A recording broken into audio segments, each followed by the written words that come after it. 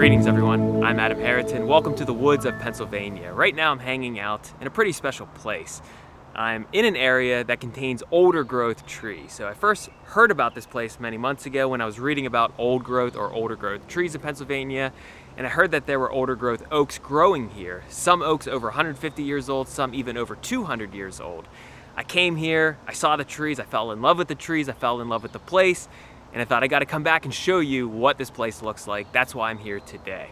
Now I'm on Pennsylvania State Game Lands property, and game lands in Pennsylvania are lands that are managed by the Pennsylvania Game Commission for hunting and trapping purposes, and also for the management of wildlife habitat. And it's not that common to find older growth trees on game lands property, especially trees that are concentrated in a specific area.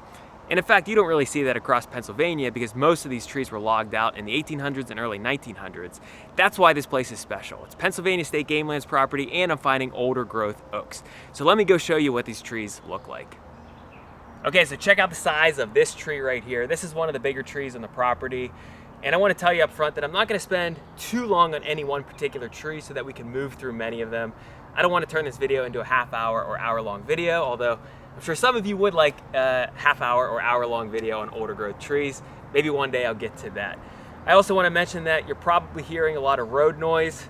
There are two major highways right over there, so if you hear a lot of cars and trucks, that's why. But seriously, check out the size of this tree. This is one of the most beautiful trees on this property. One of the more beautiful trees that I've ever seen in my entire life. This is an oak. This is black oak, Quercus velutina. Now, I don't know the age of any one particular tree on this property, but a forester did say that most of the oaks here, the larger ones, are over 150 years old. Some might even be between the 250 to 300 year age class. Now, black oak's maximum lifespan, 150 to 200, maybe 250 years of age.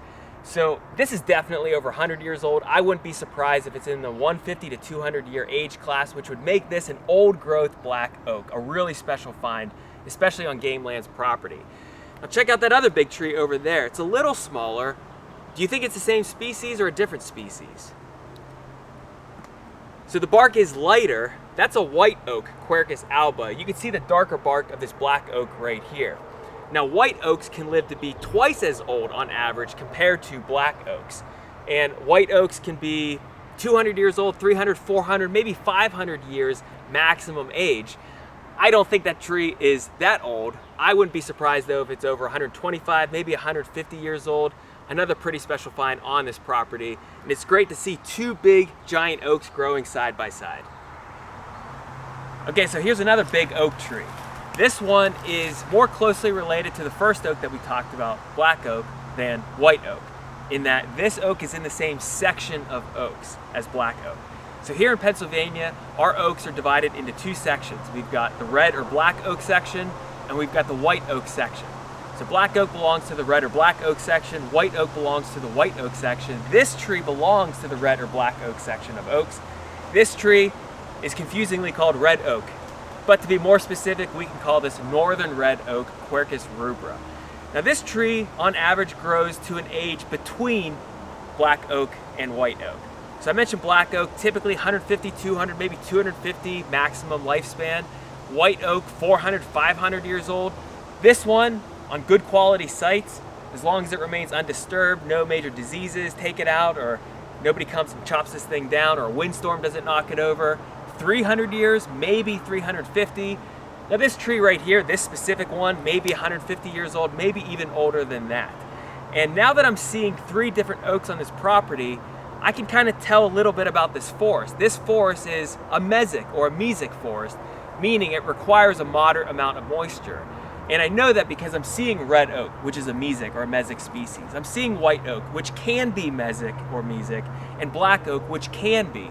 But when I put all three together, I know that this is the kind of forest that I'm currently walking in. So there's a tree right behind me, much, much smaller, but it's actually connected at the base. It's coming out of the trunk of this red oak. And this one also tells me that I'm in a mesic or a mesic forest. Now it's kind of hard to tell what this tree is just based on this shot right here, but when I look at the bark and I look at the compound leaves with yellow leaf buds, I know that this is bitternut hickory. Okay, in this shot there are three mature oaks. We've got this one right here, we already talked about it. white oak, Quercus alba. There's a white oak over there, and way in the back is a northern red oak. And I'm not going to touch this greenery here because it's poison ivy, and I am allergic to poison ivy. Now, when you encounter older growth trees in an area, or old growth trees, specifically when they're concentrated in an area, a good question to ask yourself is, why do these trees exist? Why were they never taken out by humans? And I can think of at least 4 reasons why. The first is that when this land was under private ownership, perhaps decades ago, the original owners just set aside this piece of their property and did not want to cut the trees down. They liked this area, they liked the trees, and they just left it. Maybe they hunted in this area and they just wanted these trees to grow. That's a good reason. A second reason would be perhaps this is a boundary between 2 former properties, and the original owners perhaps didn't know where the exact boundary was, and you would be fined pretty heavily for cutting down your neighbor's trees. So to avoid heavy fines, you just left those trees behind and let them grow. A third reason might be the trees are in an inaccessible area and you just can't get to them to cut them down and take them out. And that's what we typically see whenever you find older or old growth hemlocks still left behind in Pennsylvania. Many of them are on steep ravines that are very difficult to get into and to get out of. So those trees were left behind and they continued to grow. And a fourth reason would be the trees in an area, the old growth trees today, perhaps they didn't grow on a quality or a productive site, so the timber value isn't that high. Maybe they're of short stature, maybe they have some kind of disease, maybe they didn't grow properly, so they were never logged out. I think the first 2 reasons might be why these trees are still here. Perhaps the original owners just never cut them down for some reason, or maybe, which is probably more likely, this is a boundary between 2 former properties. Okay, you're probably looking at this tree thinking to yourself, wait a second, that doesn't look like an oak. And you're right, look at the outer bark. It's rather smooth compared to that deeply ridged and furrowed outer bark of the oaks that I showed you. And that outer bark of red oak and black oak and even white oak, because it's thick and some of it's kind of shaggy, especially on white oak, that's an adaptation to fire. But this bark is rather smooth, so this is a fire sensitive species, and a fire can quite easily take these trees out. So this tree right here belongs to the same family that oaks belong to. Oaks belong to the Fagaceae family, which is the beech family. This is Fagus grandifolia, American beech. It's a long-lived, late successional shade-tolerant tree. Now these trees can grow to be between 400 to 450 years old, maybe even older than that. And it takes a long time for American beech to reach this size. I don't know how old this tree is, but I would put it at least at 150 years old, maybe even older, maybe 200 years of age. Now what's interesting about this particular tree is that it's not that tall. It's rather girthy, but it's not that tall, but it has a very wide crown.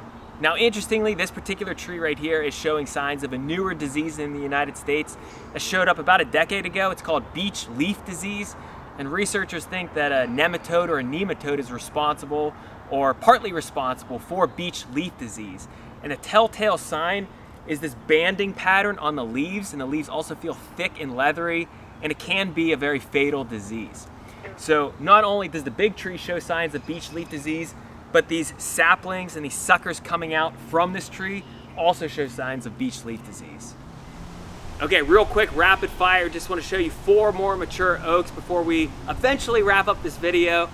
The American beech that I just showed you is right behind the camera. I've been slowly working my way this way, and I think we'll stop here and then kind of focus on some other trees back here before we wrap up. Right here, what do you think this is? This is a white oak, Quercus alba. Another white oak, a really beefy northern red oak, Quercus rubra, one of the nicer ones on this property. And way in the back, we've got another white oak. Okay, this tree might seem like an anomaly because it's not related to oak, but it's a decent specimen. Nice and tall and straight, double trunked. This is black walnut. And I could tell that a black walnut was growing in here because I kept stepping on last year's fruits, and I knew that there was a black walnut in here somewhere. I think this is the only one that I'm seeing. I haven't seen any others in this particular patch of land, but this is a nice specimen right here. And you can see a nice triple trunked northern red oak behind me. Okay, we'll end with this nice tree right here. This tree is growing along the edge of the wetland. There's a lot of it growing up and down here along this boundary. But as we move farther upland, that's where we're seeing some of those other trees that I talked about earlier, not so much this tree. This is not an oak. Even though based on the bark it might look like an oak, it's got the thick ridges, deep furrows, very characteristic of an oak species, but this is not closely related to oak. This tree, interestingly, has the distinction of being one of, if not the longest lived hardwood tree species in the eastern United States. Now do you know what tree this is?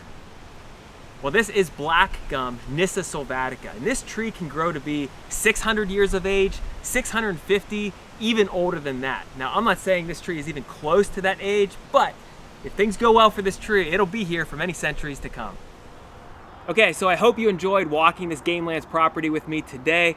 I only covered about 2 acres, maybe 3 acres, looking for these big trees. I'm not sure if the older growth trees extend beyond that. Who knows what's growing on the other side? I mean, this State Gamelands property is thousands of acres, and I covered maybe 2 or 3.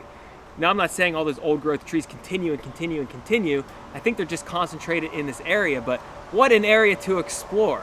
I mean, multiple trees over 150 years old. I wouldn't be surprised if some of them are over 200 years old. Not a really common find on Gamelands property here in Pennsylvania. So I'm really happy today. I hope you're happy watching this video, and I encourage you to get out and explore properties of all kinds and see what kinds of trees that you find. Big trees, small trees, old trees, young trees, trees in between. Always a good day when you're analyzing and observing and learning about trees, in my opinion.